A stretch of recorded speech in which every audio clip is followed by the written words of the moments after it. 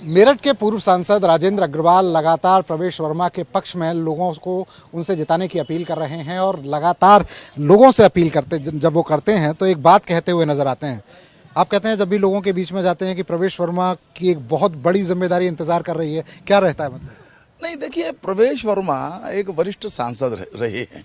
मैं 2 बार उनके साथ रहा हूं और मैंने उनको संसद के अंदर भी लगातार बड़ी जिम्मेदारी के साथ विषय उठाते हुए देखा है।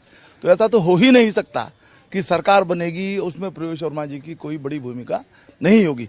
क्या भूमिका होगी ये तो नेतृत्व तय करेगा, लेकिन ऐसी सभी को अपेक्षा है और उनकी क्षमता भी है।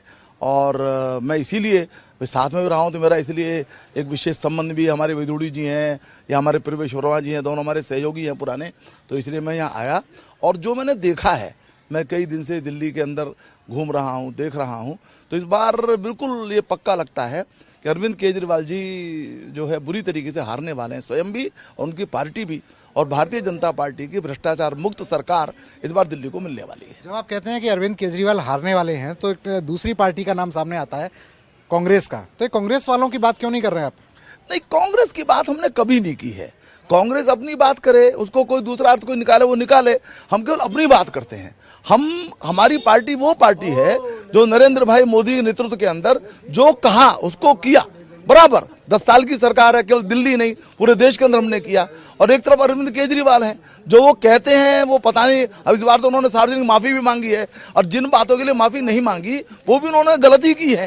तो ऐसी जो सारी बातें हैं, तो हम तो अपनी बात कह रहे हैं। और हमारा ये दिल्ली की जनता से हमारी अपील है कि मोदी जी की गारंटी असली गारंटी है, आप उसके आधार पर चलिए और दिल्ली का भाग्य बदलिए, दिल्ली को इस कुशासन से मुक्त कराइए। दिल्ली चुनावों से पहले हम देख रहे थे कि राहुल गांधी और अरविंद केजरीवाल गाना गाते नजर आते थे, हम साथ साथ हैं। सुना होगा गाना आपने? ये हमने उत्तर प्रदेश में भी सुना है, ये सब जगह इसी प्रकार की करते। क्या गाया? वही वो हम दोनों लड़के साथ साथ और जाने क्या क्या गाने गाते थे। परंतु देखिए, जब कोई गठबंधन सिद्धांत के आधार पर नहीं होता है, उसका यही हश्र होता है।